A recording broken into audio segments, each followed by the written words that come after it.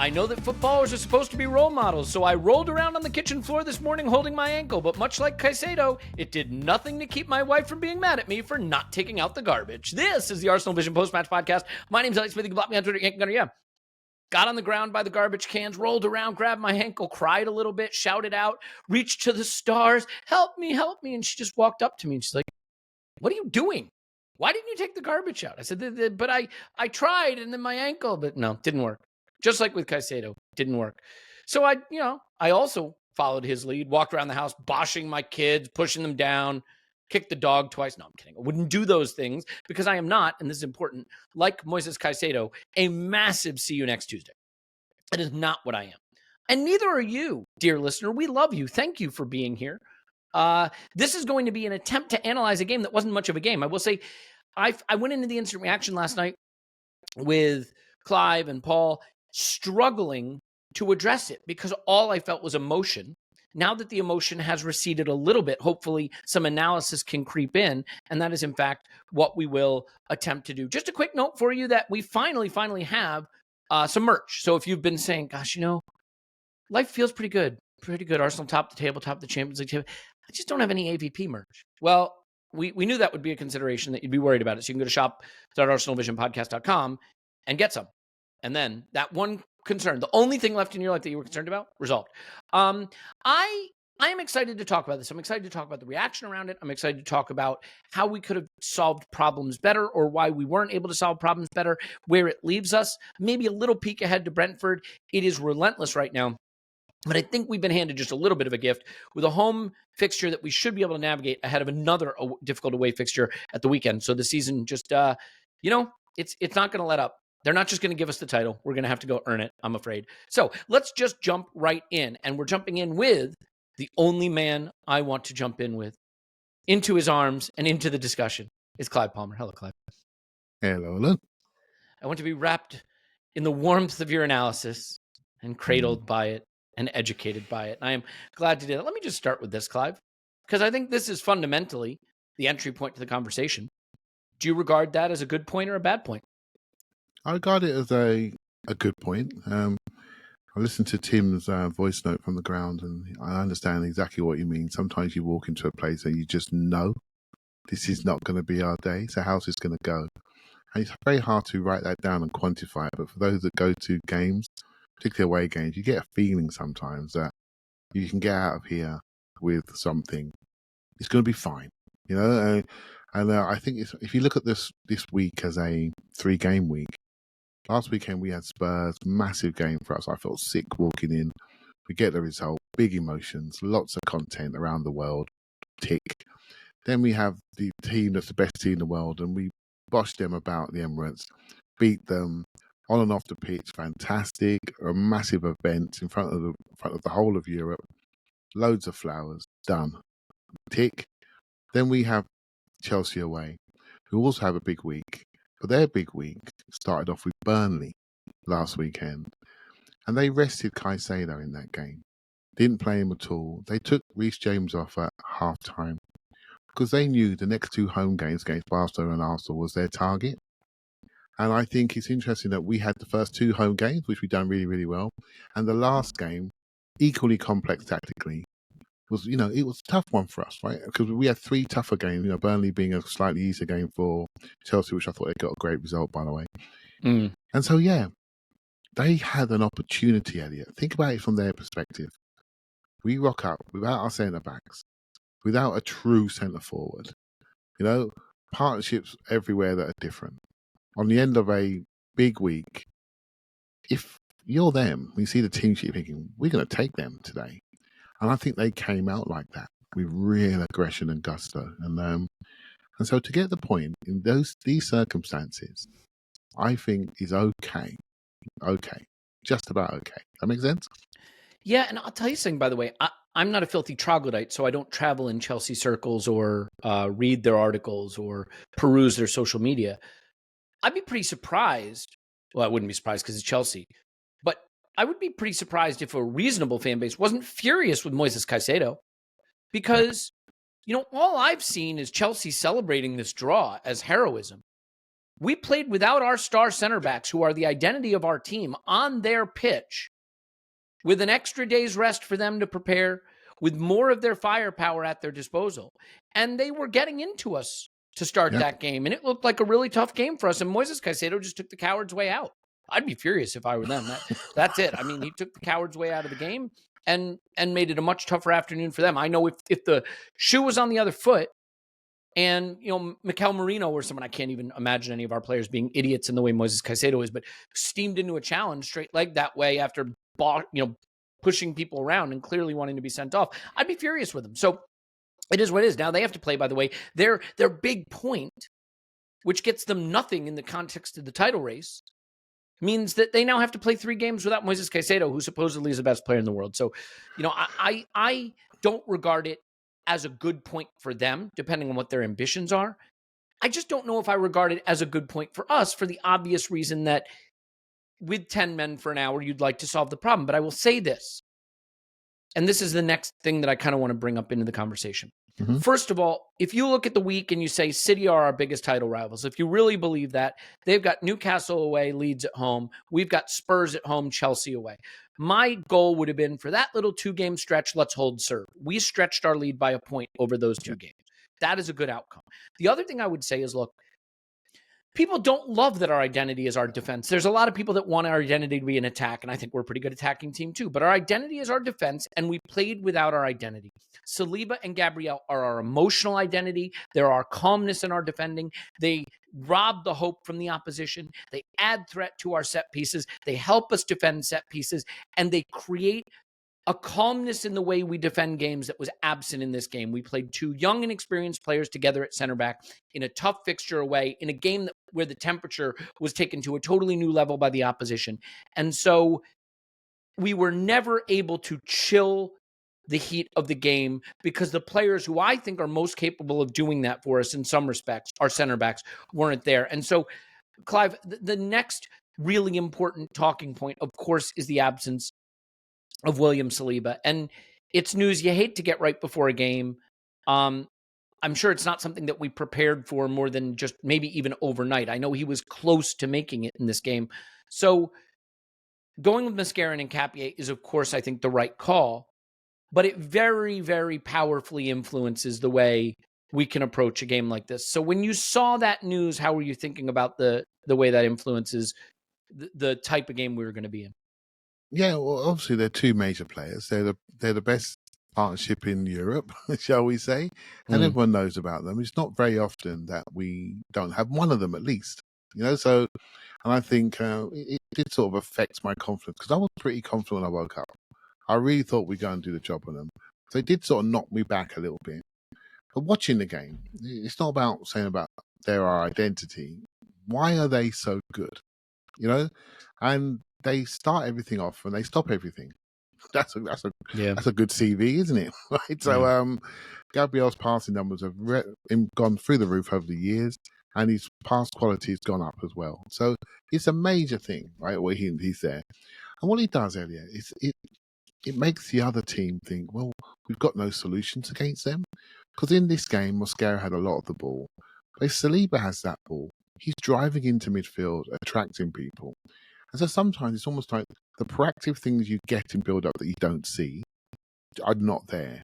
But also the proactive things in defence that you get. And think about the start of the second half, right? A ball was just booted up, and Cape goes up for it, who's been targeted by Chelsea all day, by the way.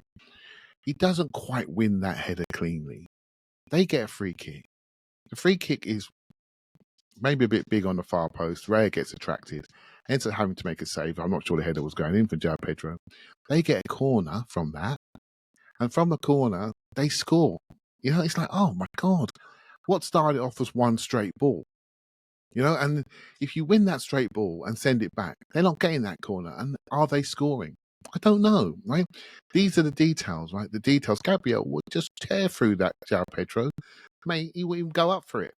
It's like stopping things before they start. And I felt in this game, there was lots of domino effects, some things that were happening in duels, not quite controlling them, not quite dominating them. we are a team that was being talked about as a boa constrictor against Bayern Munich when we just got on top, dominated and kept them in areas, and this ran all over them in the second half. We weren't able to do that continuously. So everyone's walked away, oh, Chelsea are quite good. No, we weren't quite as dominant. And what I will say about Chelsea is I think they're very fast on the transition. Their speed going from one zone to another was really good. Reece James, Gusto, Neto, they're quick. They're quick players, right? And they get up the pitch very fast and they commit to transitions. And they make us work. They make us work backwards. So we had a few transition yellow cards. And so, yeah, I think we miss our centre-back so much because I'm looking at my TV. I always look at pitch size.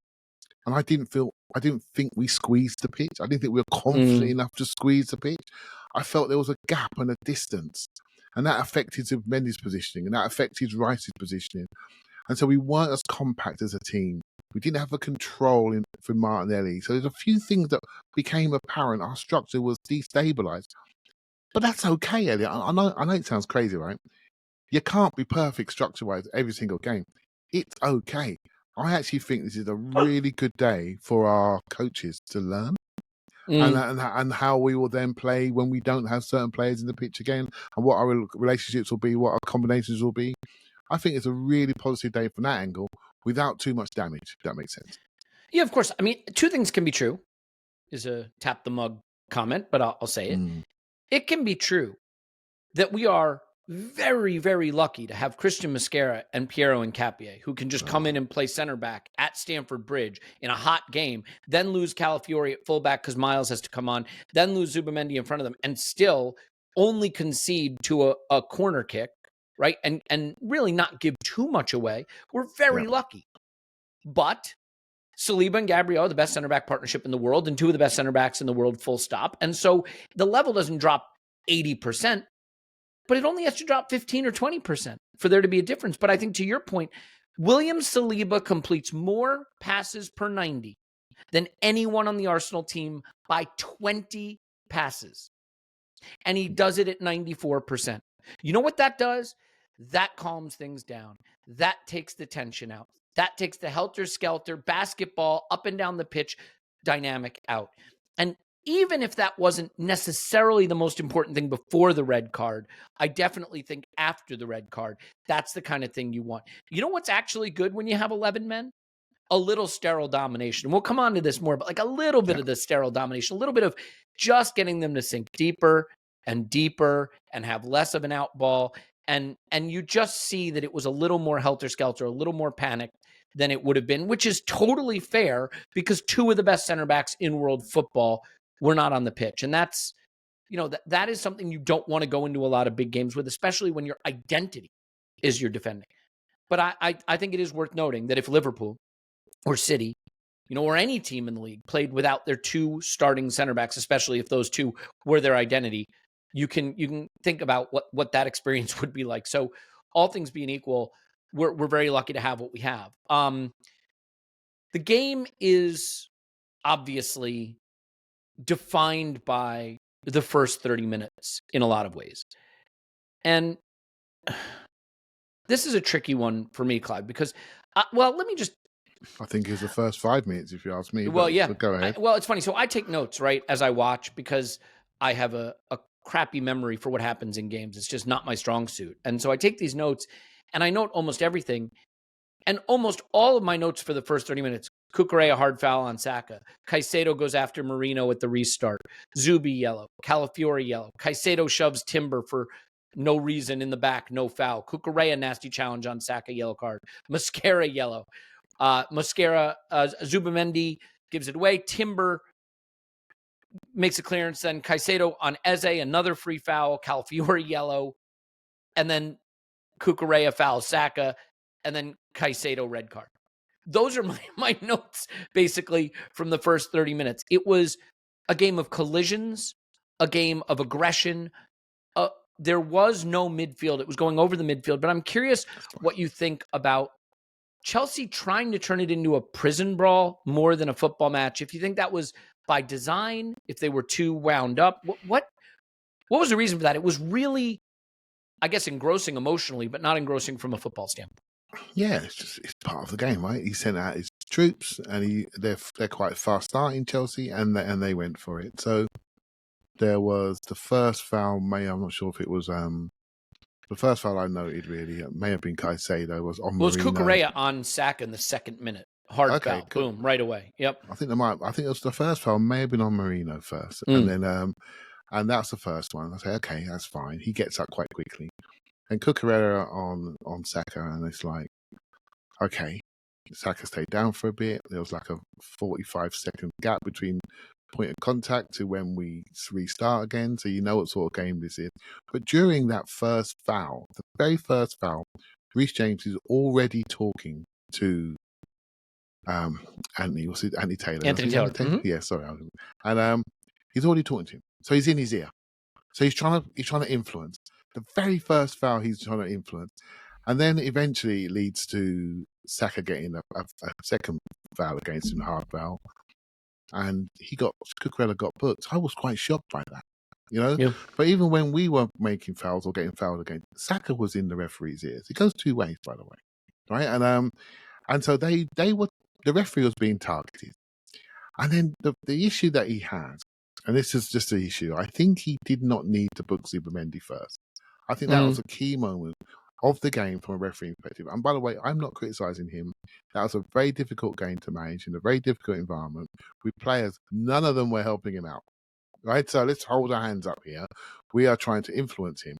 Because I think he may be slightly invited that by that first card. And I know that first card is probably one to manage the game, but he picked the wrong guy. You know, he picked the quiet little pivot Spanish guy. That's not going to go, and he sort of affected our game massively, affected where he could stand. And he couldn't really gamble on the press. He couldn't really push in. So he had to be a bit more passive. He picked the wrong guy.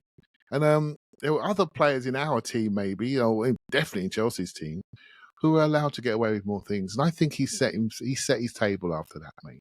He set his table, and it became about him. And I don't mean that from, like we've seen Mike Oliver in the past make it about him. This was a game that was about the referee because of how he managed that very first yellow card, in my opinion. But I will say the players were not helpful. Yeah, I do think obviously the yellow card situation is relevant to the substitutions we wind up making, to the way the players played. Zubimendi, I have praised him for this in the past. So I want to be clear that I'm not being overly critical. He has that thing that Rodri seems to have, where he kind of understands how to break up play high up the pitch with a foul that doesn't become a card. And it's an important part of what he does to prevent himself from having to go sprint back to rescue things. But in this instance, he got the card. Now, I want to be clear. I'm going to give Anthony Taylor some credit. You can say, you can pick the bones out of the Anthony Taylor refereeing performance. Okay? I get it. You can say, well, this should have been a yellow or that shouldn't have been. This was an incredibly difficult game to referee. And I don't know that there's much more you can do. Because if he doesn't give cards early, this game gets out of hand and he is accused for letting it get out of hand. And if he gives too many cards, he's accused of being the focal point. Some people will call out that based on the number of fouls given, we had more yellows than they did and that wasn't fair. But individually, I don't have any of the yellows as poor yellows per se. No, I really don't. The Zubimendi yellow is yellow. The Mascara yellow is a yellow. The Calafiori yellow is a yellow. All right? I don't have any of those. Myles is yellow as a yellow. Gyökeres is yellow as a yellow. If you want to be critical, the single biggest thing he could have done and should have done is he should have carded Caicedo earlier for pushing people around. And then, ironically, maybe Caicedo would not have gone steaming in the way he did and not gotten his red card. See, what would you want Anthony Taylor to do differently, though? I mean, I don't agree. What could he do differently? I tell you what, I don't agree. Because the Zubimendi one, it does not have to be a yellow. If you look at that challenge in isolation, that could be a yellow card. It doesn't have to be. If you're managing the game, you can just stand him up and say, oi, mate, stop that now. Yeah?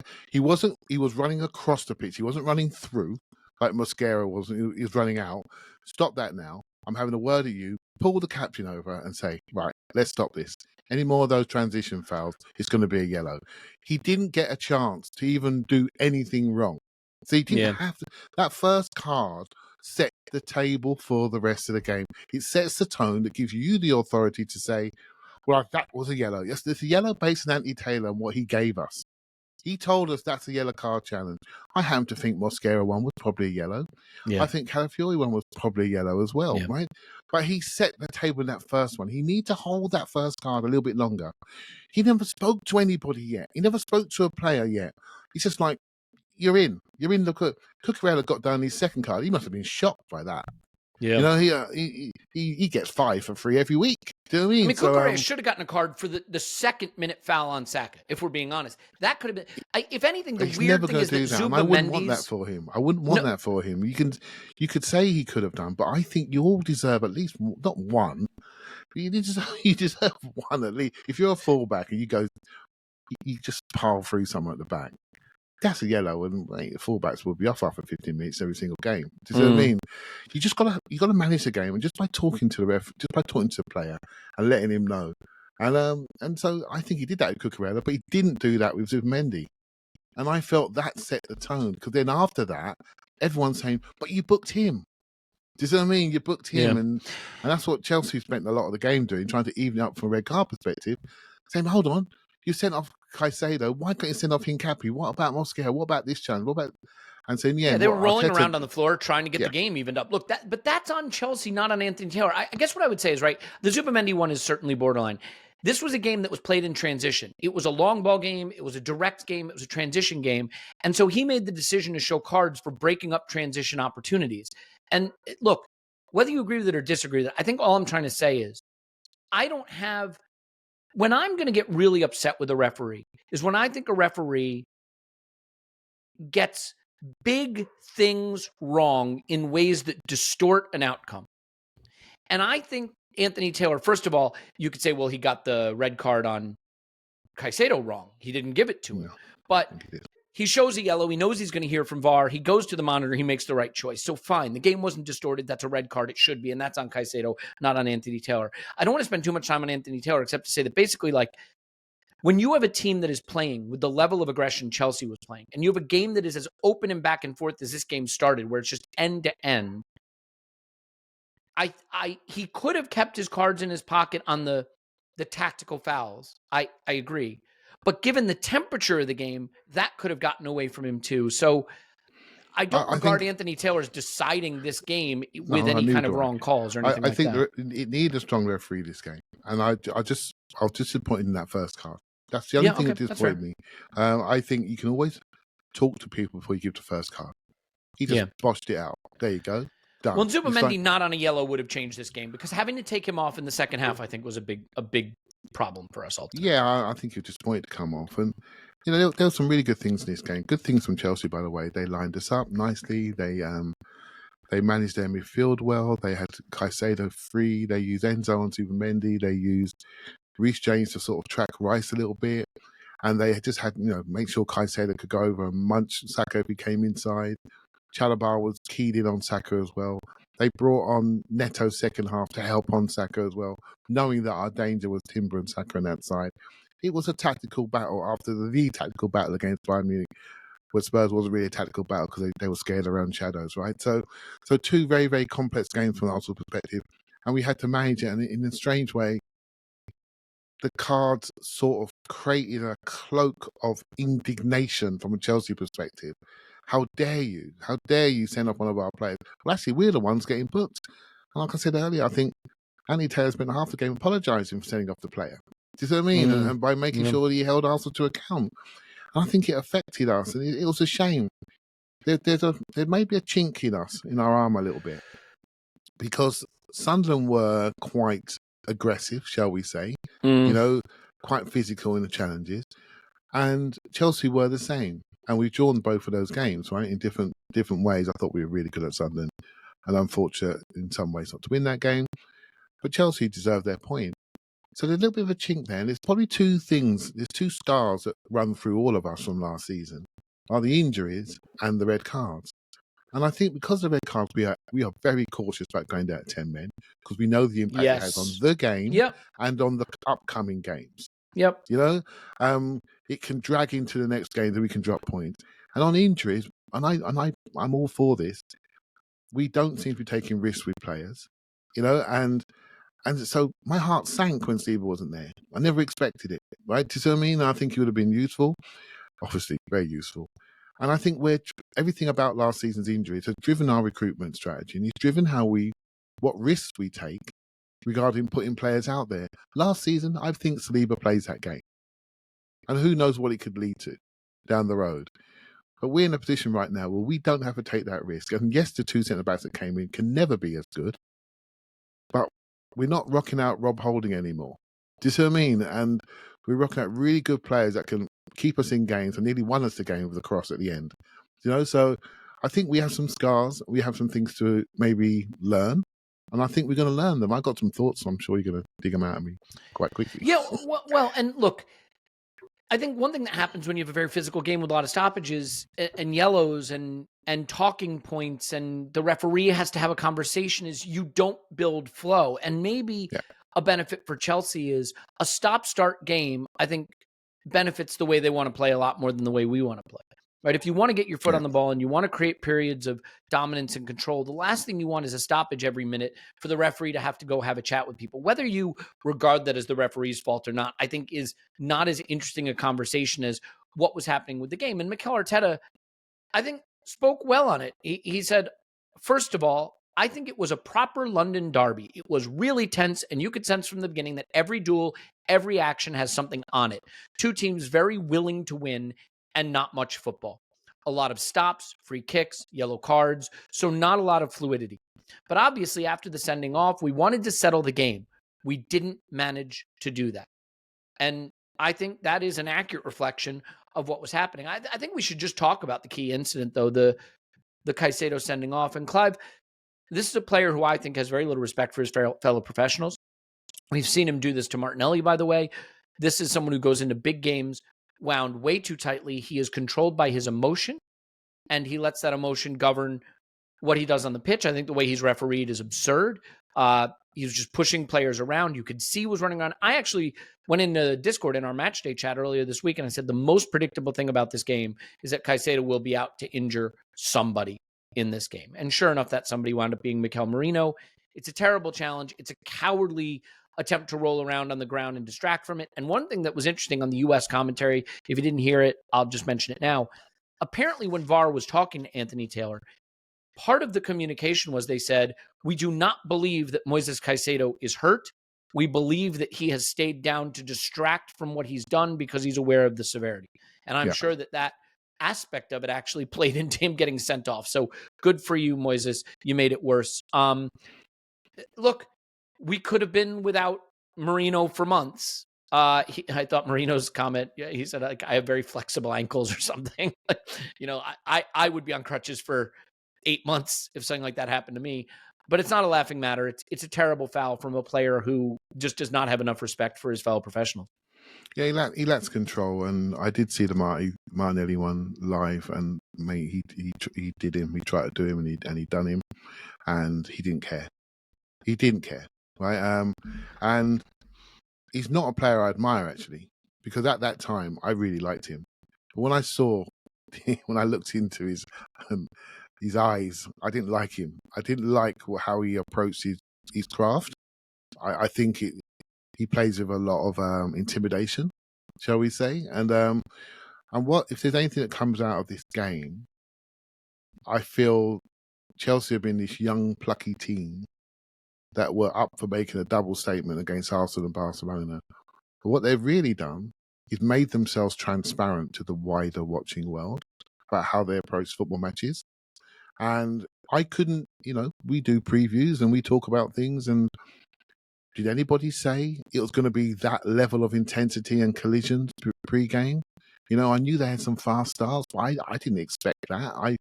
I didn't expect that atmosphere. I think Chelsea's crowd has become more confident again. They remind themselves who they used to be, shall we say, regarding the big trophies. And they've been young and the model's been a little bit inconsistent, and it hasn't allowed for any consistency of selection and building of a team. And now they can see a team which is starting to build with some really good players within it. And Esteval being a really exciting player that come in. This game was a bit big for him, but he came in and they're starting to get excited again. And the team played excited. And Caicedo was the most excited one. And the way when he gets excited, he gets a little bit violent. I am so glad that it didn't stay as a yellow and it was dealt with accordingly. They are sitting there on 6 red cards. We have been the butt of the referees before, Arsenal Football Club, and those referees talk. They talk about how you behave with them, how you speak to them, how you behave on the pitch, and it needs some strength because they need managing, I'm afraid. You know, they are allowed to create any environment they want to create in their home ground. Newcastle do it very, very well as well, don't they? And they are physical, and if you don't manage that, that's fine. But they can't complain when they get the cards. That's their identity. That's what they want to do, and that's absolutely fine. You just manage the game within the rules, and I'm so glad that the referee managed that properly. I thought the way he dealt with it, with the yellow, even working out who made a foul, because that would have been a challenge for him, given the way Caicedo was rolling around, and using the technology, using the people in his ear to arrive at the right decision. And I thought he did really well. I believe that's 7 red cards for them in all competitions this season. And a lot of them are straight red cards. That doesn't happen by accident. You know what I mean? And you can say, we got a lot of red cards last season. You get a red card for kicking the ball after a free kick or, kicking the ball away on a restart or whatever. Like, that's one thing.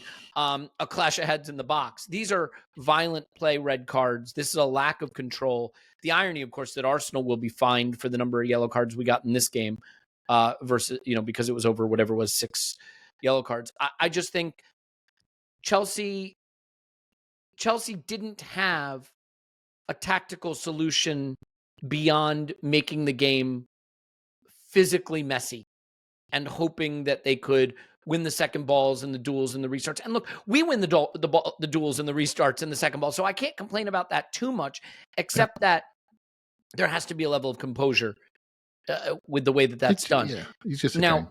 I enjoyed it. Yeah, there are aspects of it that were enjoyable. Look, I want to just say that before the red card, I think Chelsea were doing okay. I think that period has now been elevated to somehow be dominance. And I don't think that there was any dominance in that period. I think people are talking about it a little bit like it was more dominant than it was. In the first half, Chelsea had 5 shots worth 0.29 expected goals. We had 2 shots worth 0.25 expected goals. And in fact, Bukayo Saka had a really, really good chance, and Gabriel Martinelli had a really, really good chance. You could argue they were the 2 best chances. The Martinelli chance came from really nice interplay with Eze and Rice and Martinelli, and the Saka chance came from a long throw where Eze takes the sort of clearance down first time and pops it out wide, and Saka's in. And he hits it just a little too close to Sanchez. I think if he goes across him a little more, there's 2 Arsenal players at the back post. But is there anything you want to pick out before we get to the 10-men situation during the period when it was 11v11 that you think is really an important tactical or individual component of that period of the game? Because mostly all I can take from it is the stoppages and the chaos. Yeah, so we weren't able to get into any flow, and they started quite quickly and held the ball for a while, made us defend in certain challenges, 50-50 challenges. Referee, every time it stops, it's a big moment, big conversation. It starts again. And then we started to get some paths to go. Sometimes when you're playing a game, you have to recognize what's in front of you, and you have to manage their start. And I think Rice and Mendy just got on the ball a little bit more, and just took the pressure away. Once you start doing that, once you have so many people behind the ball, and your exit route becomes basically Timber and Bukayo Saka, basically. That was our exit route. You become very much a little bit like Arsenal of last season, because we spoke a lot this season about diversity of attack, and we are far more dual-sided now, and we have a set rotation on left-hand side, and that was maybe a little bit upset by the fact that Rice had to do a little bit more build-up play, shall we say. And I felt positioning, I wasn't too sure about some positions that he took up. They may have been positions that he was told to take up, but actually for the game that was here, I wanted him slightly more inside. I'm not sure if that was my fear talking there versus tactically what we could do on the left-hand side.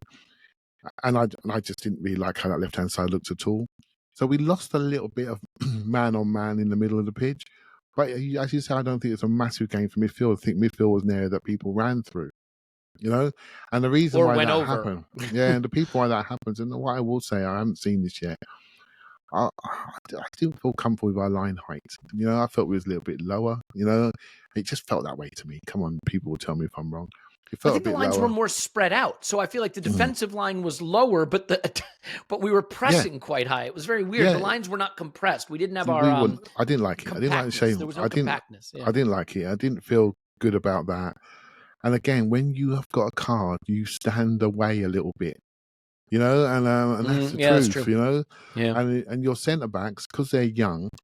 When you have young centre backs, they just say, "Oh, the centre midfielders standing in front of me. Cheers, thanks a lot. I'll accept this." When you're someone like Gabriel and Saliba, get off my toes. Get up there 10 yards. I don't need you here. I can handle it on my own. Get away. And that immediately pushes things forward. It's just experience. Experience. It's not a critique of the players. It's just football, what happens. And so, I felt, oh, they've come to play. We need to manage this. We need to manage this. And eventually, the bottle top came out of the bottle for Chelsea because basically they went over the top and literally, and that sort of quietened the game for a little bit. Yeah, I mean, it's interesting. I know Paul didn't like our approach on the instant reaction, and we made a decision to press very high and aggressively. And to be fair, I think they can be gotten at with a press. But instead of trying to play through us, they were willing to just hoof it. And I think if you have Gabby and Saliba, you're going to see a lot less joy from that strategy. First of all, there's probably a little more bravery to stand a little higher, right? Compress the lines a little bit more, hold that higher line. But do you think that it would have made more sense, especially given who was missing, to be, and I know, look, maybe Mikel had ringing in his ears some of the criticisms of how we played at Anfield or, the conservatism claims. But would this have been a situation without Saliba and Gabby for more of a nasty 4-4-2, not a low block, but maybe a mid block, frustrate them, make them try to find solutions and hit them? I mean, do you think that the decision to press high and let the game get stretched the way it did caused us more problems, especially given the absences? I was quite pleased to see Arsenal go to Stamford Bridge and have Rice up high, Eze up high, and almost like a front four press, and really going for them. Saka leaving over his right shoulder, a little bit of space now he could travel out there. I'm fine with that. We're not scaredy cats, right? We come to play, And I think where we missed something is just the dominance of that challenge. There's something in rugby called dominant tackles. You can tackle somebody, but dominant tackles where you send them back 3 yards, right? And that's what we have. We have dominant centre backs, and I felt our centre backs were fine, but they weren't dominant. And so the next phase, the retaining phase of winning a challenge, was 50-50, Elliot. Reece James can get about a pitch, mate. It's 50-50. Excellent. And assistant referee and midfielder all in one game. Yeah. Really, really good. And he got around the pitch really, really well, and he read some second balls. We had the second ball kings, and it was very much a 50-50 with him, and so it was a challenge for us to really get those waves, and that's all we missed. But that's part of a season, isn't it? We won't have all the top boys all the time. It just feels like sometimes, I'm sure everyone feels the same. When will we have at least most of our top boys on the pitch so we can really have a look at us? And but to wake up and see Saliba not be there and do what we did, I'm okay with it in hindsight.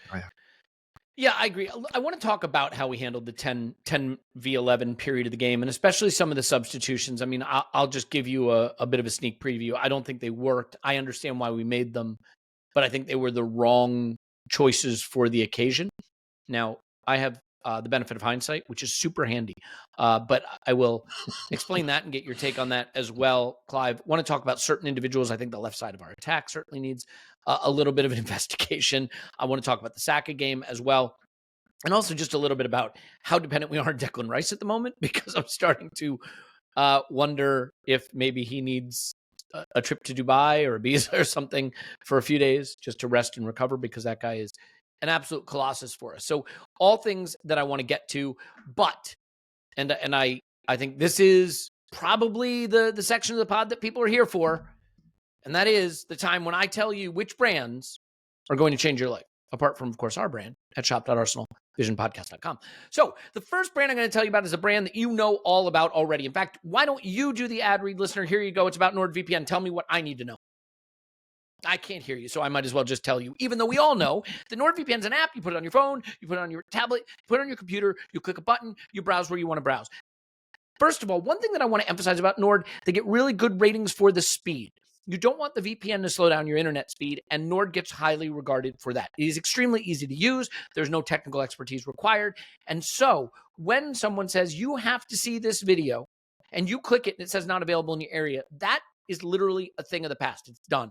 When I go to England in a couple of weeks and I want to watch some of the football that's blacked out, I'm going to use NordVPN to VPN back to the States to watch my subscription so that I can watch that football. You can sign up for streaming services for less money by signing up in regions that are not your region and pay less, or see shows that aren't out in your region yet, or movies that aren't out in your region yet. And it has threat protection, which you're going to need if you're on dodgy streams, because from time to time, as football supporters, we are frequently found on streams that want to put nasty, nasty stuff on our computer. So NordVPN.com/ArsenalVision, you get 4 bonus months in addition to your discount. 4 bonus months and a discount. NordVPN.com/ArsenalVision, NordVPN.com/ArsenalVision, NordVPN.com/ArsenalVision. Do it now. And this is an advertisement by BetterHelp. BetterHelp is not just online therapy. That's not what it is. It is therapy, period. I mean, there are studies coming out now saying that even text message therapy has measurable benefits for people who do it. There is no question that we live in one of the hardest times, I think, that exists. Not like medieval times. I have no idea. Those were probably pretty hard times. But like in terms of blocking out the noise and keeping yourself centered, because our devices are beaming updates. I mean, even the weather app now sends you things like climate crisis will lead to worst winter ever. And yes, that's horrible, and we should worry about it. But every single app on your phone is pushing you anxiety. So it is hard, and having someone to talk to can really help. Not to mention that the holidays can be tricky. And if you are struggling, if the holidays are hard for you, know that you are loved, that things will get better, but having someone to talk to can help. So this December, start a new tradition by taking care of you. Our listeners get 10% off at BetterHelp.com/vision. That's BetterHelp, HELP.com/vision. Do not click. Is that enough of that? Indeed. Nailed it. All right, Clive, down to 10 men. Mm-hmm. This game did not go the way we wanted to. Mikel said it. He said it point blank that we did not manage to settle the game. He said, quote, we had 4 more yellow cards, and those players were obviously targeted in order to even the game in terms of numbers. And at halftime, we said, let's push now, get what we have to do. And we were very clear on our intention and how we were going to dominate the game in the first action. Long ball, free kick, corner, and we concede from a set piece. So then the momentum shifted, and ultimately the team have to react to that. We managed to get some good spells without having too much momentum, and we score a great goal. And after that, we had 2 or 3 big chances, but lacked certain detail, especially in the manner we attacked, and especially in certain position. Robert Sanchez had the ball in his hands. I just think this is a game with a team that wants to play long. They want to play fast. They want to play physical. And we needed technical security. And due to the yellow cards, we had to make some changes. Obviously, Myles comes on for Calafiori. At halftime, I thought Calafiori was one of our best players. Agreed. Martinelli. Do we know if Calafiori's injured? I haven't seen anything. I haven't seen any indication that he is. So I'm going to hope and cross all my fingers and toes that it was purely tactical, because he didn't want 3/4 of his back 4 on yellow cards for the whole second half. I think you mentioned this, Clive. Mikel carries the scars of past injuries. That's how our summer transfer policy is built, right? On the scars of what hurt us before. I think this game, Zubamendi came off, Calafiori came off. I think those were scars of red cards gone by. And I think without Zubamendi and without Calafiori, and with Noni and Martinelli on the left being more off-ball sprinters, and then ultimately Gyökeres comes in. And for me, I think this game was crying out for roll the dice to leave Zubi on, bring Odegaard in for Martinelli, and let Eza come to the left and have more of the ball, have 75% possession and squeeze them. And I really think the players that we had available to us, whether through yellow cards or tactical decisions, lent itself to a more stretched game rather than a controlled game. And I think that may define a little bit of why we couldn't get more pressure on them in the 10v11 period. Yeah, I don't mind that solution. We always make the assumption when we have other solutions that they're going to be just perfect. You They know, would and have they're going to been. win. Absolutely. They're just Would have going to been win perfect. all the tackles after the ball perfectly, and just continue, not get sent off, just like down the pitch and just Yeah. manage it. Yeah. I think I'm always low with this because I don't have all the information they would have. The way Eze was playing in the first half, he had a massive week, right? And this is new for him. You know, massive games like this every 3 days. Palace never been in Europe. This was new for him, and it looked like it on this game. I don't care the fact he's 27. This is a new experience. And I would have liked to see him play left in this game. I would like Odegaard to be fitter. I like Gyökeres to be fitter. I would like Saliba to be on the pitch, you know? So there's always things that you want. I was sort of understood I don't know about Calafiori Myles substitution, what the reasons were, but I'm actually in some ways, because Myles had a bit of a rough game against Bayern, I'm quite pleased that he was trusted again quite quickly. When you have a bit of a dodgy one, you want to get back on the pitch very, very quickly, you know, and try to erase it. I thought he semi-erased it, not fully, but I thought if we need to trust these people. You know, our squad is only as deep as the people that we trust. You know, and if you don't, then we might as well not buy these players and just do what you always do, try and win it with 14 players, you know, until they break down in the month of March and April. And then we ask ourselves questions, why have we dropped the points again? You know, so yeah, I don't mind your solution. I felt the biggest issue of this game was conceding that goal. You know, I think it was a poor goal to concede. What's your take on the goal? It's the free kick, first of all. I don't think Nkapia has to try to come through the man on the first ball. I think he can just stay behind him. If you're going to win it, win it. Away. If you're going to win it, win it. If you can't win it, you can't head through someone's head, right? You got to stay behind and just put one hand in the back. It's very difficult, Elliot, because they're very, very clever at hitting the floor, you know, and so it's difficult. But we didn't win it. Free kick, and I felt that Rayo came out. Maybe he should have stayed in his line. Once he'd come out, he had to make a save. I'm not sure he was going in. I said earlier, and once he goes for a corner, it wasn't going in. Yeah, I didn't think it was going in, and then so he makes a save because he's lost his bearings. He can't let it go past him, and so he makes a save, goes for a corner. They win the first contact. I'm not sure why. I'm not sure why Mosquera's on the back post. He's probably the tallest player on our team on the day, and he's on the back post. And again, a bit more experience. He gets thrown in the net, and he makes the referee see the foul. You know, but he ends up getting messed up with Enzo, getting tangled with him, and rather than focusing on clearing the ball, right? And you got to take it. Well, we score set piece goals, and we laugh. But it hurts when it goes against you. Do you know what I mean? Our defensive record on set pieces without Gabby is poor. I mean, last season we were letting them in for fun when he was out. Do you think Mosquera, like, every time I watch it, I feel like he can just head it off the line? Like he could have done, right? But he sort of was attracted to the man. He was involved with him. And the ball flashed past him in a second. This stuff happens at speed, you know. It doesn't happen to slow motion from a settee. It happens at speed and with fatigue I would have in headed your body. it off the line. Yeah. That's what I would have done. I'm not saying that's what he would have done. And so, so we concede now. So now we've got a game on. And actually, I was really pleased how we responded. I know it's easy to say this now, but I thought to myself, well, we're going to score. Because when the guys get dialed in to their work, they're really good. You know, they're really, really good, you know. And that's when you almost know what's in you, what character's in you, what levels you've got to go. And we scored a beautiful goal. It was one of the best attacking moves of the game. Saka twists his blood and then flicks the cross into the back post. Look at the touch before the cross. He just creates an angle for himself and clips it in. One of the good judgments of a good cross, I always say, this is what I always say, is make sure it drops between the sticks. It drops between the sticks. It eliminates the goalkeeper because it's flat enough. And Marino just buries it. Right, and pure quality. And I thought we reacted pretty well after that. Odegaard was on the pitch. It almost told me what happens then, Elliot. I don't want me to go on a little bit more, but what happens then is Odegaard is a player that likes to feel the ball. And I think we needed his level of ball dominance. I felt we were just a little bit fatigued on build-up. A little bit one-dimensional, had to bring Odegaard into play a little bit more, just to settle us down. As soon as he came on, I went, oh, thank goodness for that. Look at him. He's dominating. He's moving the ball side to side. Great. And Chelsea just rested during that period. But they were alive to the transition, and they were fast. And so people say, "Oh, Chelsea didn't fall away." Well, what they did were very selective when they got involved into a collision.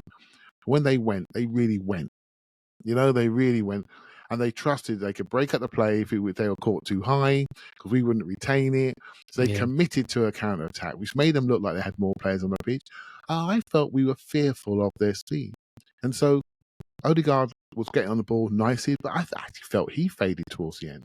That tells you where he is in his fitness. I thought his execution was poor. I thought he gave us that urgency to get on the ball and keep possession and bring it into the dangerous zones, which he's always going to do. Some of the little floated in swingers that went right into Robert Sanchez's arms that give them time to reset, to reload, to take the sting out weren't good. He had some, he tried one of those little chip passes over the top and chipped it right into the chest of the defender. Like, his execution wasn't sharp with the things he was trying to do. To be understandable, he's barely played a moment this season. However, a lot of rusty players were on that pitch by the end, right? Gyökeres, Odegaard. I mean, Myles. Noni's only just back. Myles, A lot of rusty players on the pitch, in a compact environment, which is quite high intensity. And I do have a concern about not say concern. I like Odegaard to be better at crossing. Is that good analysis? I want to see him really fizz that ball across the area. He's flatter, got it harder. I just want to see him do it, mate. Because the goalkeeper's coming out. That means you've lobbed it up in the air, right? That means because he's only coming to stuff he can get. Right? He could get Saka's cross, could he? Do you know what I mean? He didn't move, did he? They recognise the pace of a cross immediately, and I feel I better stay on my line here. If I come out, I'm going to get eliminated. And so I'd like to see a change there. But hey, look, that's just me picking him apart. Yeah, I like the fact he gave me a sense of relief, and then obviously we've scored, and I actually quite like the fact that we were quite patient. But what I felt we lacked cohesion in certain areas of the pitch. Where to be? I felt we were not quite as our normal selves accuracy wise, and I think what we did, we feared them breaking. And I think it maybe made us a little bit passive in some of our actions, some of our movements, where there are some players that were busting a gut to get into areas maybe a bit too early and lacked a bit of patience. And other players are thinking, I better be careful here. And so to manage the game, I think Arteta made one big decision, really. He moved the centre-backs slightly wider and stuck Rice in between them. Yep. And what he did, it took Rice away from the battle. He must have been so frustrated, because I think he would have dominated the midfield if he was allowed to be in there. He must have been so, and towards in the last 5 minutes of the game, he started to drive through from that position. Yeah. He thought, sod this, I can do this on my own, and started to drive through. And so tactically, what he did, he sacrificed himself, but Hincapi and Mosquera were better as wide centre-backs, if that makes sense. I felt they were better in those wide channels. I feel Mosquera is more of a second centre-back. I think Hincapi's a third centre-back, or I think he's a left-back. I said it and I'll say it again. I think he can play left wing-back as well. I think he's an outside defender. And once he's on the outside, I thought his game went through the roof. I thought he's in areas of the pitch he was more comfortable. I think it created a challenge for Myles, because he was forced to be higher up for longer rather than to transition through the team. And I felt he was on the last line a bit early on occasions. And I think he blocked Noni's space on occasions. Noni needs to get his body right if he's going to play left wing. He needs to do 1-2s, have a couple of moves. But you can't receive the ball like you do on the right wing and just wait to line someone up and go past them. You've got to get to speed quicker and use your speed. So get it, if you're going to separate, come deep and then go. But then go at speed and make people run backwards. I think he's a little bit static the way he received it. Again, he's not super sharp yet. And obviously on the right-hand side, everything's more natural. And so we got development points to add in those areas, which is fine, right? Which is absolutely fine. I will say, no, I'll leave it to you. I just think we got development points in that left-hand side in particular. I think if I think about how you emphasize numerical superiority, you want players who really want the ball at their feet with lots of touches, who pull you out of position, who wear you out going left and right and shuffling, and you can't get the ball off them.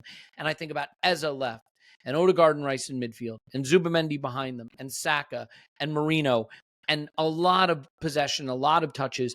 And we finished with Gyökeres and Noni, right? And no Calafiori in there. And so Rice dropped deep. And I just don't think we had the on-ball technical security to really hold the ball and push them back. It was really just Saka and Odegaard.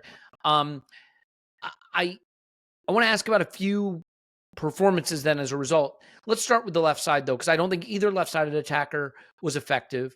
There are games for players like that, but I think if Leo is what you're missing, then the closest thing we had to that, I'm not going to say Eze had a good game. He didn't particularly, although we created 2 really good moments for us, but otherwise was not what we needed. I think he could have slid out to the left and helped us hold the ball more in the attacking third. Instead, we went for Noni, and I thought neither Martinelli or Noni impressed me, but I mean, I think between them, they had one shot. The Martinelli shot from the edge of the box, he didn't really catch. One shot, I think no chances created, no dribbles completed. It just was a passenger kind of game for both of them, largely. Yeah, so when the team was announced, I was thinking, I hope he plays better. Okay, to go back to that ground, he want to prove himself. I think maybe. By the way, they were up for going after him, I'll just say. Yeah. They were kicking him, they were pushing him, they were booing him. It must have been a rough return. Yeah, it was a rough return for him. I wanted him to start, but actually I agreed with him not starting because he would have been a focal point, which would have not been great for the flow of the game. In the end, there was many more issues around flow anyway. I felt he was fitter than Martinelli when I saw him against Bayern, and I don't think Martinelli's sharp at the moment at all. And so the left-hand side was a bit more of a challenge for us. I think without Odegaard, we relied a lot on Leo's technical security. So the closest to Leo is Eze, hence I know why you're thought out there. But Eze moving out to the left, a good Eze moving to the left, maybe is in our best 11. But he wasn't a good Eze on this day. And he looked like somebody that was really carrying a suitcase behind him, right? So, and that's the case, and that's fine. Get him off the pitch. This is the thing, what we can do this year. We watched Odegaard play for months when he wasn't right. And we just played him because we had no one else. We had a 17-year-old, right? Yeah. And that was it. Now, when Eze has a bad day, he just comes off the pitch. If you don't agree with the substitution, that's fine. But we can make that change now. Do you see what I mean? We can make that change.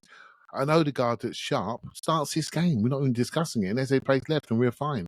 But he's not sharp. I don't know how many games he's played this season. He already had 3 injuries. You know, and it's just December the 1st today, right? So 3 serious, decent injuries.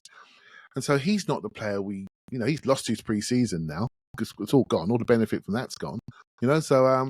So we have to wait. So we have these ideas in our head, but it's about the condition of the players. This is what we struggled with at the end of last season. It was not the players on the pitch, it was their condition, post-operations and things like that. They weren't able to be themselves.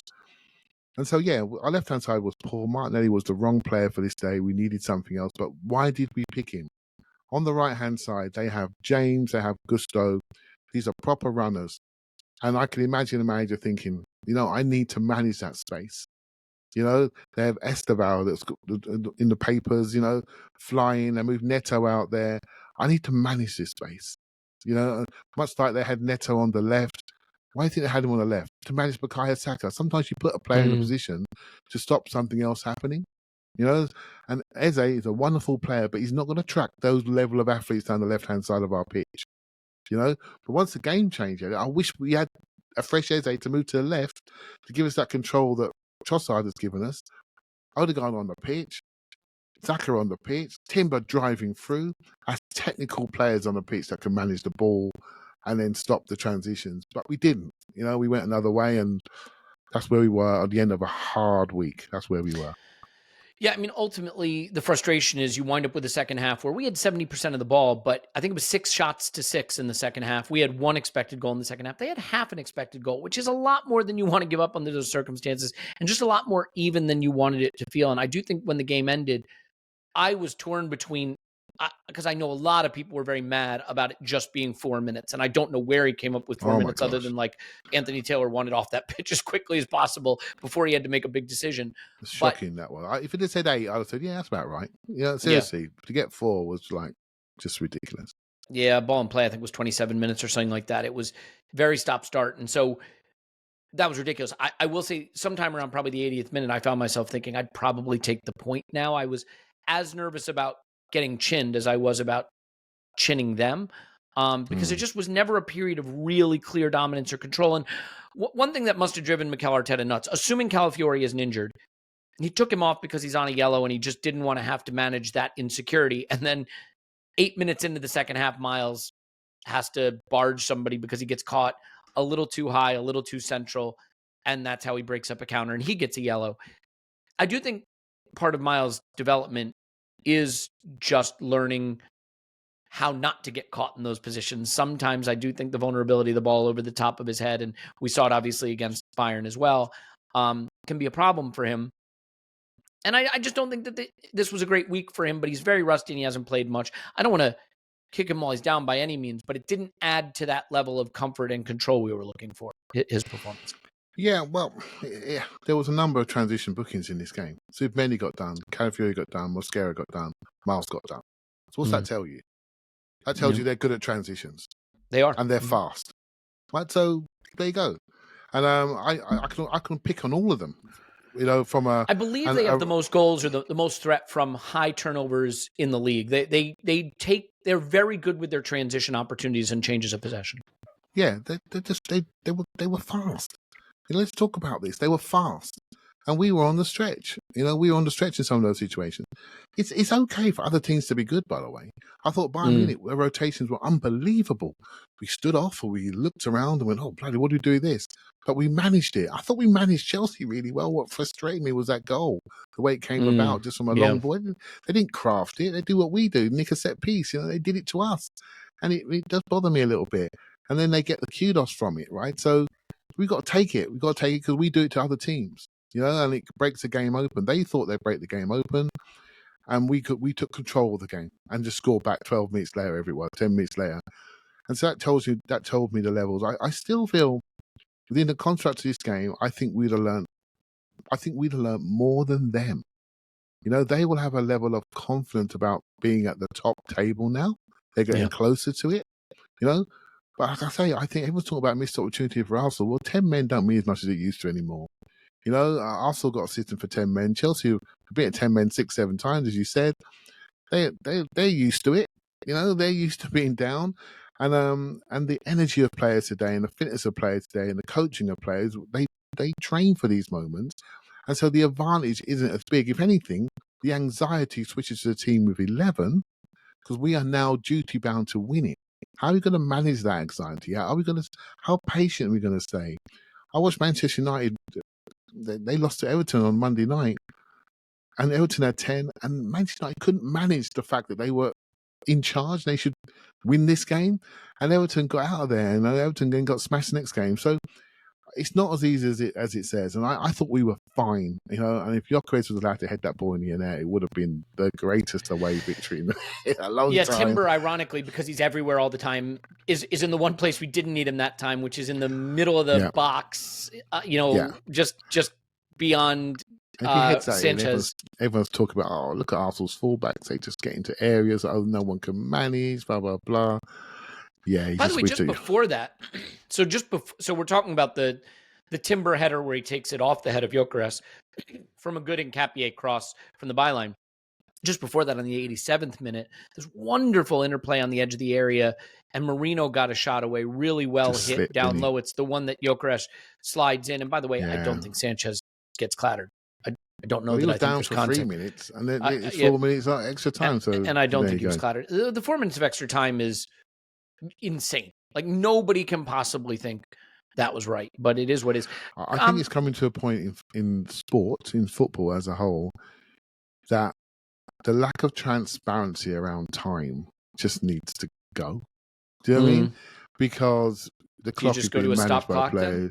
Yeah. Well, we got to have something where the time is just transparent. You know, much more transparent. I just think you need to see something stop. You know, so people can't take advantage of certain situations. You know, it's a longer discussion, Elliot. But whether you go to something needs to change. The referee does not need to manage time. You know, the referee gives a shout to say to the fourth official, "This is the time. Put this on the board." You know, that referee's got enough to be doing. Someone needs to be managing it for him, so he can look at the game. So he is not the centre point. And the referee can say, look, the guy upstairs just told me the clock stopped, mate, so do what you like if you want. Do you know what I mean? You can get up if you want, but the clock stops. You know, he's got a lot to do. I think we just need to take that task off him. There's about 1 million cameras and a million officials around the game now at the Premier League. Why has that bloke in the middle got all that to worry about? That's just my view anyway. Yeah, look, I mean, 2 30-minute halves with a stop clock, you'd get more football than you're getting currently. Or roughly the same. I think this was 23 minutes in play or 24 minutes in play first half, 27 minutes in play second half. So you'd be getting more football if it was 30 minutes of stop clock. The only thing I'll say is, first of all, there is just a beauty to the way you never know how much stoppage time there's going to be, or if the ref's going to let you play just that extra little bit longer to score, which can be fun in football. It can also be painful. But the other reason I'd be against a stop clock, and it's really the only reason I'd be against it, is you just know once there's a stop clock, there's going to be ad breaks. There's going to be ad breaks. Yeah, I'm not sure about stop clock. I just want the referee not to manage the time, and because he got that time wrong. So well, yeah, and it was clearly wrong. He wanted off that pitch. I mean, he wanted off that pitch. There'd been enough big incidents, and look, I can be critical of Anthony Taylor. If you want me to pick the bones out of it, I will. I'm just saying, I think it was an incredibly difficult match for any referee to referee. And I'll say this: there are worse referees who would have done worse with that game than he did. Can we talk about Saka just for a minute? So Saka does so well to craft the goal. There was a really great moment too where he got the ball by the byline, our byline, right? By our goal. And Cucurella's trying to take it off him. He just sticks his backside into him, shrugs him off, turns, and away we go. And he showed so much strength and composure in key moments to keep the ball. I think we needed more of that. But he was maybe pressing a little bit with some of his chances to try to score, create goals. It's funny because he creates the goal with brilliant, elite play. I just think he had 2 chances fall to him in this game. One when they had a player down and we played on, and the other from the Eze moment I told you about. He had 3 shots inside the box, and I just felt that 2 of them, maybe he can do a little more with that. But overall, he made that critical involvement like he always does. So what do you think of Saka's form and the way he played in this game? Yeah, I thought he was our best attacker by a mile. I thought we played into him, and they knew we were going to play into him. Yep. And they put people around him. I think his decision-making when to come out of there is brilliant. Mm-hmm. The way he throws his leg in front of the ball to get a foul is brilliant. His experience, gets off the floor nicely. He talks to the ref. He's our skipper. He takes our corners. I think the only thing you can criticise him, he did underhit one cross. And I actually feel he was so determined to beat them that I think he almost kicked the ball too hard on some of those shots, and they lost a bit of control. Yeah. And that was all. And I'm here for that, right? For the moment he came off against Bayern, I knew he was going to play in this game. And I knew he had to play well because Chelsea, they get a lot of emotional boost from stopping him. And I felt he was ready and he was determined. And I think he played the game really well. We can always find a pass or a detail that's off, across that's off. But without him on this day, you tell me where our attack was coming from. Because 15-touch Martinelli wasn't going to do it for me on this day. And with our left fullback situation and what we had to do regarding taking people out, it wasn't going to happen on that side this day. So it's always going to be on the right-hand side. And he did it. He carried it and he created a goal. And we were unlucky not to get a second goal. I know that, but I had that regret still on the Gyökeres one. But without Saka, I don't know what I'd be watching on this day. And that felt very much like last year. And I don't want that feeling again. I don't want that. But isn't this, Clive, this is why I think, sorry to cut across you, but I think this is the thing that people have to do. You can celebrate squad depth, but don't get it twisted. You need stars to win shit. So when you don't have Saliba, and you don't have Gabby, your defensive solidity and your sense of composure and calmness and control goes, right? When you don't have the players, when you start Mikel Merino up front, when you don't have Odegaard from the start, when you have to take Calafiori off because of yellow cards, when you take Zubimendi off for yellow cards, I get there's a frustration about not doing more with a 10v11 situation. But to your point, what would we do without Saka? We probably lose the game. But that's why you have to have the elite talent. If we don't have Declan Rice out there, we probably lose the game. So at some point, and maybe we're getting there, it's incredible that we are where we are in both the Champions League and the league. But at some point, the injury situation has to resolve because you can only walk this tightrope so long. We all acknowledge last season the injuries cost us having any kind of season we really wanted to have. But that can happen again, even with depth. You know what I'm saying? Yeah, it can do if it happens at the wrong time. And, when this week was lined up, Chelsea, Spurs and Bayern Munich, we all had this week lined up in our minds. Then we have the international break and then we see Gabriel go down. Flip here now. This is a massive week. How are you going to get by without him? But we managed to win the first 2 games, and not just manage it, but we're top of the charts. Everyone's looking at us thinking, what Gabriel's just forgotten about. Do you know what I mean? It's completely, because we won the game. And now we go to the last game without Saliba and Gabriel, and we haven't quite won it, but we haven't lost it. And that's really important. We haven't lost it. I think we've left. We haven't lost it. And by the way, I don't think we look like losing the game. Yeah. If you can't win it, don't lose it. That's always, in a game like that, that's the key. Yeah. We didn't look like losing the game. And so they haven't beaten us for 8 years. They're the ones that are going to be thinking, man, we missed a chance there. We missed a chance. And so, yeah, I'm okay with it, Elliot. As long as we develop our thought process. Develop our thought process. Let's get people back in good condition. Yeah. We chatted last week about this, and there's potentially a friendly game coming up soon. And we have a number of players without any minutes. And I think as a club, if we're going to have these quite big squads, not just us, the other teams are going to follow next year because the game is so attritional and the sprint's intensity has gone up through the roof. If not the amount of games that are played years ago, but the intensity of running has gone up through the roof. And everyone's getting injuries. Maybe we're towards the top end of the charts, but everyone's getting injuries. And we're playing a lot of intense games. The Champions League has changed. There's no gimmies in those competitions anymore. Those one in probably January for us. There's no gimmies in that competition. So you have to play intense. And we're losing a few too many in training, if you ask me, but we're losing a few, and so we have to keep these players active so they have a chance to do well on the pitch. And using friendlies, it sounds crazy. The answer to football and too many games, these bigger squads, you know what you're going to have to do? Play a couple of more games to keep those bigger squads in shape to play in the games that really, really matter. And that could be the answer going forward. Ethan played in the behind closed doors game that Gabriel Jesus played in because he wanted minutes. You're just going to have situations like that. And how great is it to see him back on a bench? But I would say the other thing, the last point I'll make about the sub situation, I don't know that they worked it under their right, but to be, if I look at it from Mikel's standpoint, you want to get a goal and you're up 10v11 and you've got Gyökeres and you've got Noni, right? You've got these attackers on the bench that are just bad.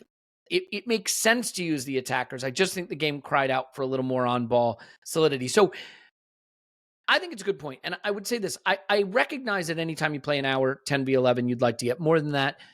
I do think if you told people in August we'd be going to the second-place team away with no Gyökeres, no Kai, no Odegaard from the start, no Gabby, no Saliba, there'd be a lot of anxiety around that. I think we managed it okay.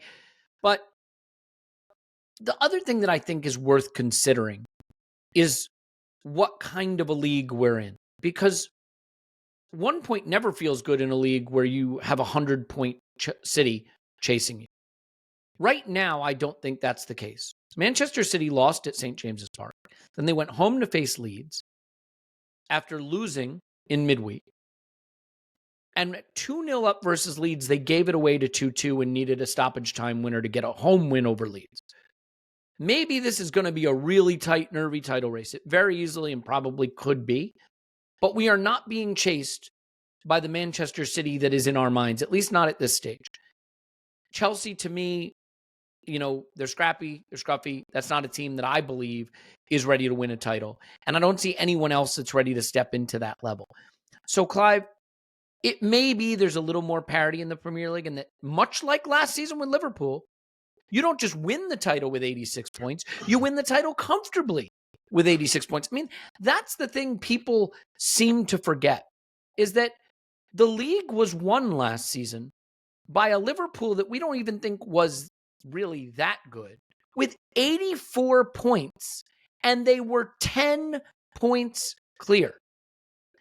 84 points is a walk in the park for this Arsenal, if you ask me. I think we can get there very easily. And you look at what we need to do it, it's like we could draw and lose 4, 5, 6, 7 games. So I think, does the point look good in context, not just of the circumstances where we were in the game we had on offer, but what this league looks like?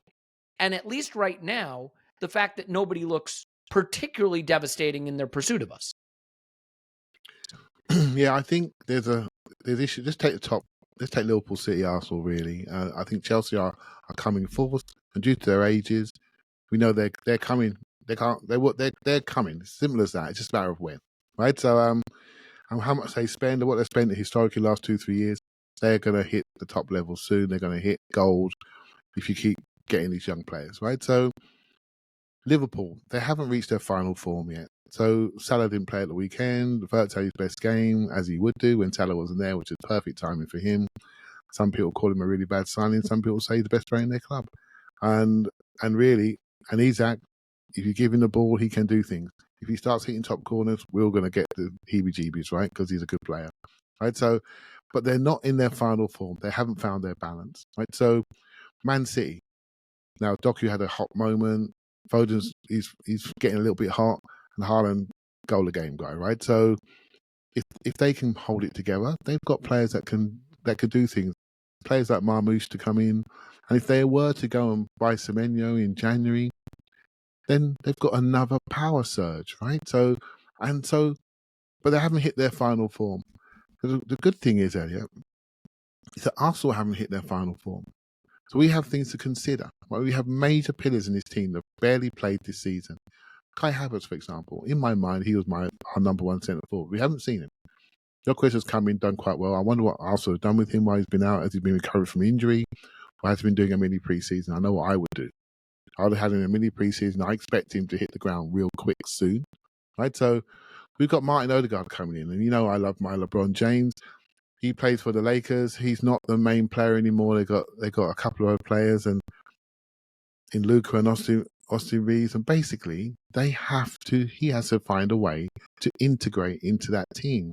And I look at Martin Odegaard, and while he's been out, other players have stepped up, and he no longer has to control the attack, the press, the middle of the pitch, take the ball off the back four, and sweep the dressing rooms. He no longer has to do that anymore. So how is he going to integrate into this team? And what is the final form of Arsenal going to look like? Because we haven't seen it. We're not close. All these people giving us flowers right now, trust me, this isn't the team yet. That balance will discover. The first 11 will present itself in the months that matter, as long as we're in condition. And so I do think whatever's happening at the moment, we have a 5-point cushion, but none of these teams are ready. They're not complete. They're not in the right place. They're not in the right state of health. They're not in the right state of technical cohesion. There isn't a balance there. We are the most balanced because our floor is higher than all of them, you know? And the good thing is that we've got a really tough schedule. City haven't played Chelsea yet at all. I don't think Chelsea have played Newcastle yet this season. I'm not sure, but they've got some tough games to play. So their start has been a little bit soft, and we're still where we are, and we still have got so many more layers to bring in. You know, so that's going to be it for me. It's going to be decided when the teams reach their final form. How strong are they, and can they overcome the events of injuries which are uncontrollable? We've done it. I'm tired of it, but we've done it. You know, and just give me Saka at Anfield, we win. Just give me Saliba at this game, I think we win. Do you see what I mean? He just feels a little bit like that at the moment. But we're not getting beat too often. We haven't been beaten for 17 games, whatever it is, you know, since that Anfield game, in any competition. So you just got to keep rolling. Yeah, to your point, by the way, Chelsea have Newcastle twice still. Yep. They have Manchester City twice still. They have Liverpool away. So they've got some tests. They still have Villa away. They still have Arsenal away, importantly. Chelsea are not the title contenders. I think, by the way, we should note, that's now Stamford Bridge done, Old Trafford done, Anfield done, St. James's Park done, and after next weekend, Villa Park done. In terms of away trips that might worry you, that leaves the Etihad. And if you want to throw it in there, Tottenham, because it's just, it's such a big fixture. That's a home game for us now. Okay. So then we won't include it. So after next weekend, the scary away trip left is the Etihad. And the Emirates, I feel pretty good about what we do there. I feel pretty damn good. And if we are leading the league and as the season wears on, I think the Emirates crowd is just going to get feistier and feistier and more supportive. So, yeah, I just look at the teams that are there, the players we have coming back, and what we can manage and our ability to navigate this season based on what's chasing us. If Liverpool can win a title with 84 points, 10 clear, I think this Arsenal team can go on and do it. And for that reason, I think this winds up feeling like a pretty reasonable draw. I guess we should just quickly say we have Brentford midweek. It's at home, and then it's Villa Park away. If you even blink an eye in the Premier League, you can have an accident. Like, that's just how it works. And Brentford are a good team, although they have not been a particularly good team on their travels. Let's just look at that together for a second. So Brentford at home played 7, 5 wins, 1 draw, 1 loss, 15 for, 8 against, +7. On their travels, 1 win, 0 draws, 5 losses, 6 goals scored, 12 goals conceded, -6. Now, interestingly, their expected goal difference on their travels is +1.4.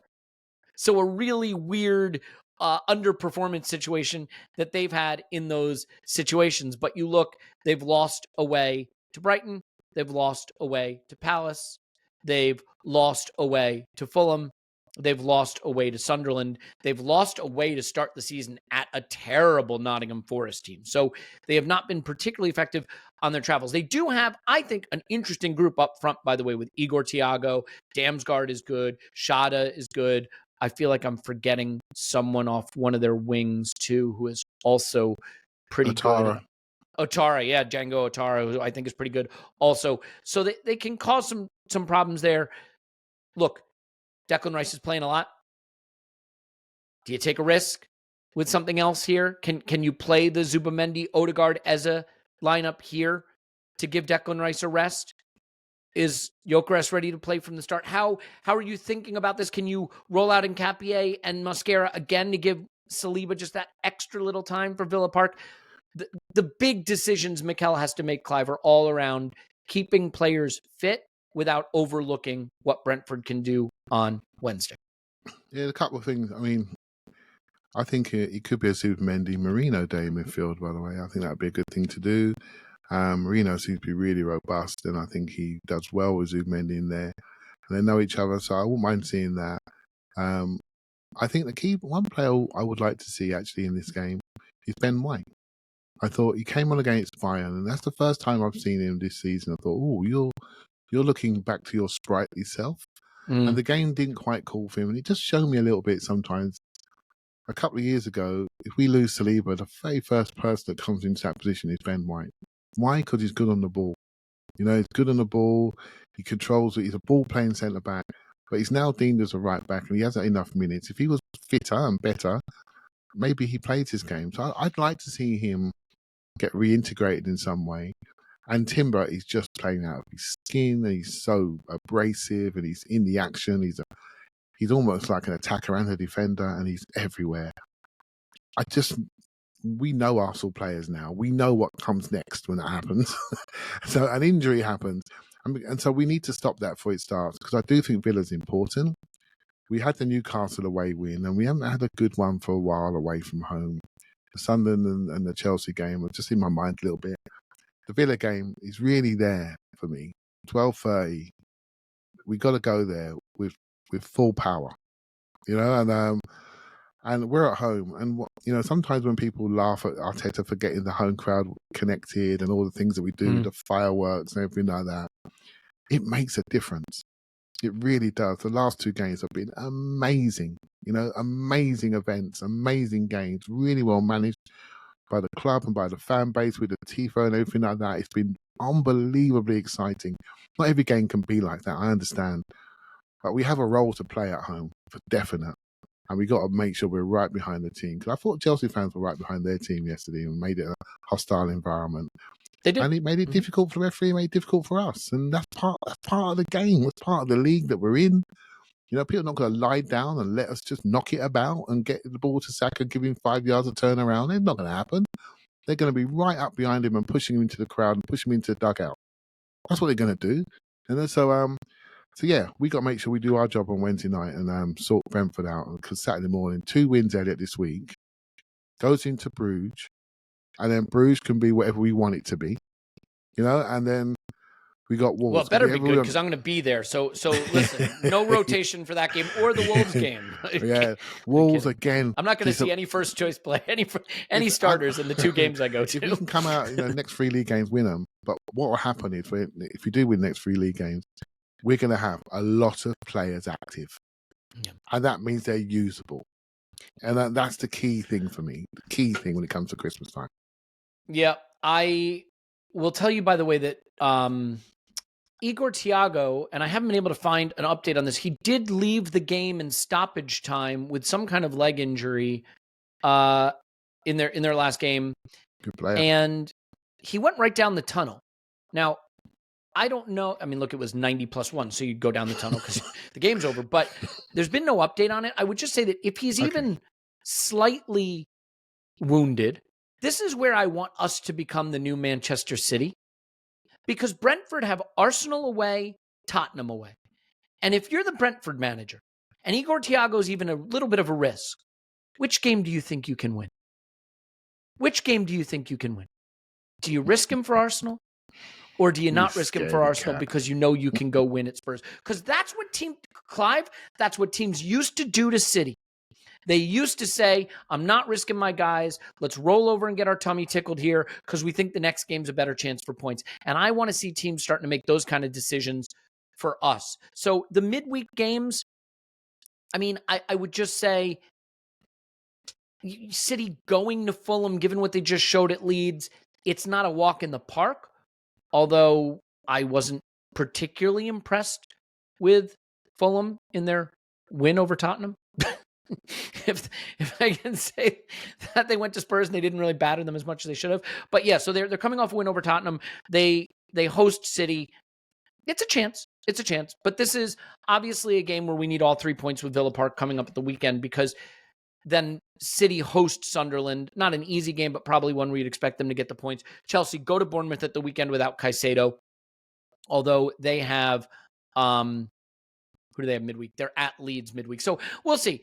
But for me, Chelsea Leeds is a hot game. Trust me, historically, and the fan bases, not fans of each other. And going away to Bournemouth is not easy, mate.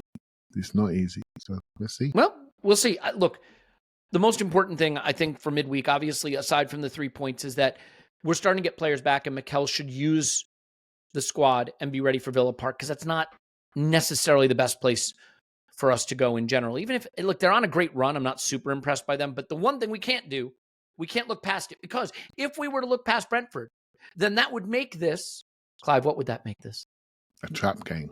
A trap game. That's exactly what it would make it, a trap game. I wish Paul was on the pod so I could explain that to him, but he's not. It's a trap game. Don't get trapped. Don't look past it. We got to be loud at the Emirates, and we've got to get the 3 points against Brentford, which, by the way, I think we can do. And obviously, if we get the 3 points against Brentford, and depending on what happens midweek, again, a point at Chelsea could wind up looking really, really good. It is important to remember that between Leeds and Newcastle for City, and Spurs and Chelsea away for Arsenal, we have gained a point on City over that time. So good context there. Excited to see some players come back. Excited to see what we can do midweek. Excited to chat with Clive and Tim and Paul and Phil and Scott and all the guys about the Arsenal as we carry on. We'll have something on Patreon tomorrow. But you know what? I'm not totally sure what it is. Yeah. So, we'll all learn about that together. Probably going to be the countdown, though. Okay. Clive, thank you very much. Thank you very much. Thank you very much. No, thank you very much. We hope you're doing great, everybody. We hope you're doing so well. We hope you're not rolling around, holding your ankle, trying to get out of responsibilities, because that doesn't work. But whatever you do, be good. Be good to yourself, be good to others. We love you. And we will talk to you after Arsenal's and Brentford.